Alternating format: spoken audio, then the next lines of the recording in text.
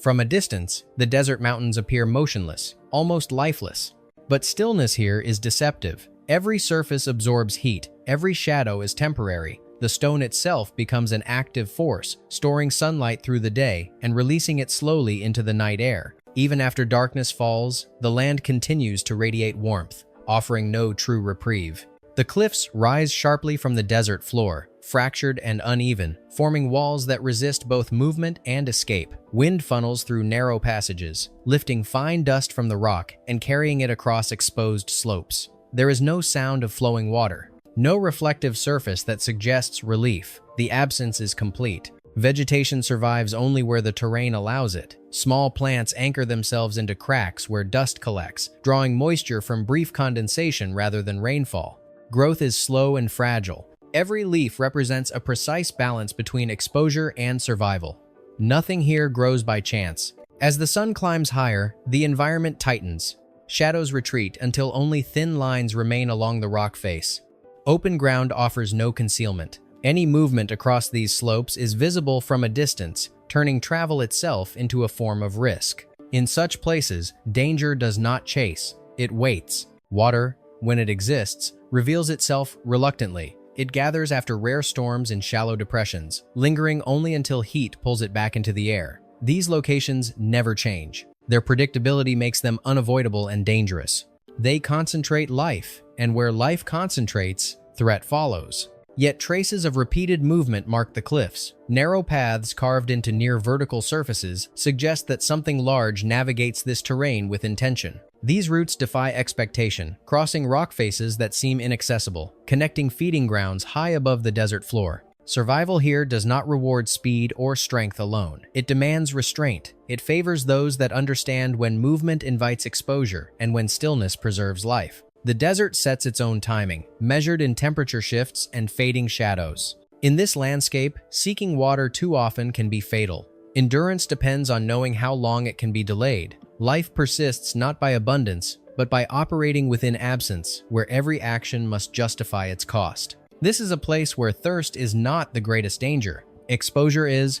Within these desert mountains lives a species shaped not by abundance, but by restriction. The Nubian ibex occupies terrain that offers safety only through difficulty. Its body is compact and muscular, balanced to remain stable on surfaces where footing is narrow and unforgiving. Hooves are structured to grip stone rather than soil, allowing controlled movement across angled rock faces that provide no margin for error. This species does not rely on wide grazing areas. Its range is defined vertically, not horizontally. Steep cliffs and broken escarpments form both habitat and refuge, separating the ibex from competitors and limiting access for predators. Height becomes protection, not because it is unreachable, but because it demands effort most threats cannot sustain. Food resources mirror this limitation. Vegetation is sparse and scattered, growing where cracks collect dust and minimal moisture. Leaves and shoots appear in isolation, forcing feeding patterns that prioritize precision over volume. Movement between feeding points follows established routes, shaped by terrain and refined across generations.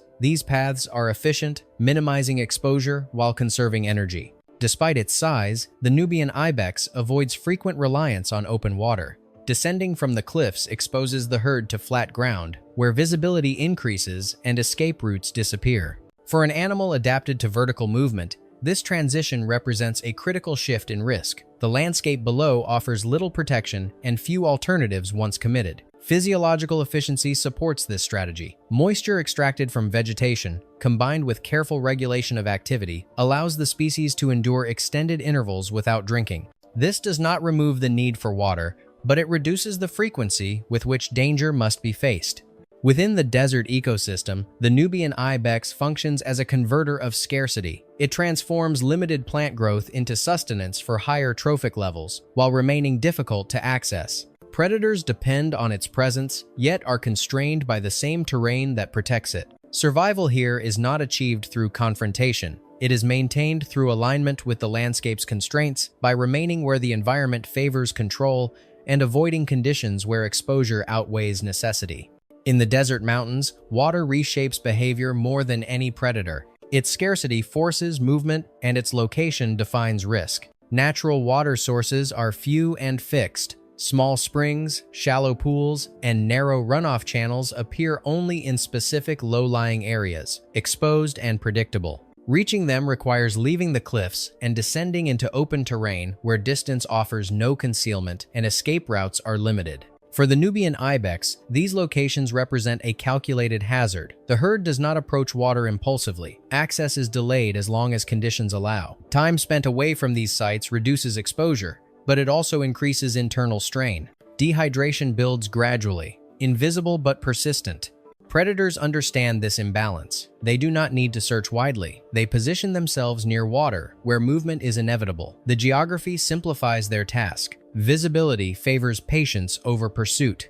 As a result, hydration becomes a narrow decision window. Approaching too early increases detection. Approaching too late weakens coordination and reaction. Temperature, season, and recent rainfall constantly shift this balance, requiring continuous adjustment. The ibex responds through avoidance and timing rather than defense. Drinking events are rare and compressed. Entry routes favor steep approaches that reduce pursuit options, even when these routes demand greater effort. Time spent at water is minimized to moments necessary for function. This conflict unfolds without noise or visible struggle. There is no chase, no confrontation. Instead, survival depends on restraint, on enduring thirst to avoid exposure, and accepting exposure only when avoidance becomes more dangerous. In this landscape, water is not a refuge. It is a focal point of risk. Avoidance alone cannot sustain a large body indefinitely. Instead, survival shifts to a quieter system built around fragments. Across the cliff faces, plants retain what little moisture the desert allows. Leaves absorb trace humidity during the earliest hours. Stems hold minimal water drawn slowly from dust and stone. This moisture never gathers or flows. It exists in small quantities, dispersed across elevation and terrain. The Nubian ibex structures its foraging around these constraints. Feeding routes climb upward along rock faces where temperatures are marginally lower and evaporation slows. These elevations also reduce exposure, allowing access to vegetation without abandoning vertical refuge. Movement is controlled and economical. The herd advances along narrow bands of growth, stopping briefly, then continuing. Feeding does not aim to satisfy immediate demand. It accumulates small gains over time, relying on consistency rather than volume. As heat intensifies, the limits of this strategy become clearer. Prolonged sunlight dries plant tissue faster. Extended drought reduces moisture content even at higher elevations. What once sustained the herd begins to fall short. In response, activity compresses further. Movement shifts toward cooler periods. Rest replaces exploration. Bodies remain close to rock faces that provide minimal thermal buffering. Every unnecessary step becomes a cost. The tension increases without confrontation. No predator advances, no chase begins. Pressure comes instead from the environment itself. The same cliffs that provide safety now restrict options, narrowing the margin between conservation and depletion. Here, hydration is not an event marked by arrival and departure. It is a prolonged process shaped by timing, elevation, and restraint. Survival depends on how effectively moisture can be gathered without crossing into exposure. In the desert mountains, endurance is measured in fractions, small gains sustained long enough to delay the moment when avoidance is no longer possible. Daily life on the cliffs follows a pattern shaped by limitation rather than choice. Movement is synchronized, measured, and restrained. The Nubian ibex does not travel continuously. It moves in intervals dictated by temperature, light, and the cost of water loss. Herd structure reinforces this discipline. Individuals advance together along established routes, returning repeatedly to the same ledges and crossings. These paths are not exploratory, they are optimized. Each one represents a balance between safety, energy expenditure, and access to sparse vegetation.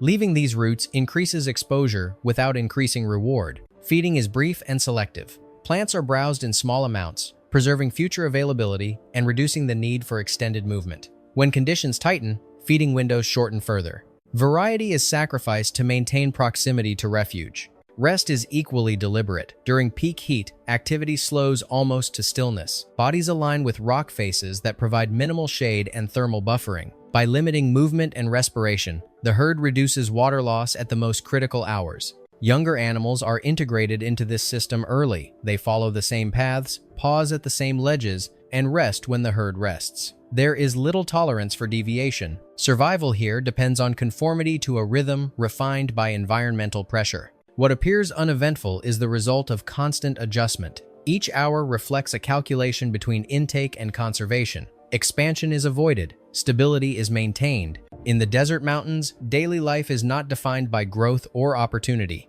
It is defined by persistence, by remaining within narrow limits that allow the herd to endure another cycle of heat and scarcity. Over time, the desert removes what little flexibility remains. Extended drought alters the cliffs themselves.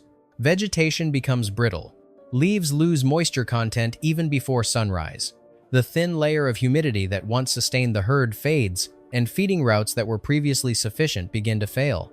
As internal reserves decline, avoidance reaches its limit. The herd's range shifts downward, step by careful step, toward elevations it normally abandons. This movement is restrained but unavoidable. Each descent reduces the protective advantage of height and increases exposure to open terrain. Water sources that were once delayed become necessary. Their locations are unchanged, open, predictable, and confined. The landscape offers no alternatives, only repetition. Drought compresses behavior across species, concentrating movement into fewer viable zones. The Nubian ibex responds with heightened discipline. Approaches are timed to cooler hours when visibility and heat stress are reduced. Routes favor broken terrain and steep access points that limit pursuit. Time near water is minimized to essential moments only. No individual lingers beyond function. Risk, however, cannot be eliminated. As drought persists, predators also adjust. They wait longer. They concentrate their effort where access is forced rather than chosen. The desert simplifies every interaction by removing options. This conflict does not resolve through dominance or escape. It resolves through endurance under pressure. The species persists by accepting controlled exposure only when the cost of avoidance becomes greater than the danger itself. Here, adaptation is tested most severely when margins disappear. What remains is not strength or aggression, but precision behavior refined to pass through danger without excess. When pressure eases or intensifies again, the mountains remain unchanged. The cliffs hold their shape. The heat continues to cycle through stone. Water still appears briefly and disappears without warning. The environment offers no resolution, only repetition. The Nubian ibex does not control this landscape. It does not transform it or push its limits outward. Survival is maintained by remaining within boundaries that never widen. Drinking remains rare. Movement stays deliberate. Life continues through restraint rather than access. Across seasons, the species persists by reducing dependence on the most dangerous resource available. Water is approached only when delay becomes more costly than exposure. Every descent is measured. Every return to the cliffs restores distance from risk. This endurance is not exceptional strength. It is alignment. Behavior matches scarcity. Timing replaces abundance. The ibex exists at the edge of what a large mammal can sustain in extreme heat, not by resisting the desert, but by operating precisely within its constraints. Stone, temperature, and absence define every cycle. Within those limits, the species maintains balance, converting minimal resources into continued presence. Here, survival is not achieved by taking more from the land. It is achieved by requiring less living accurately within.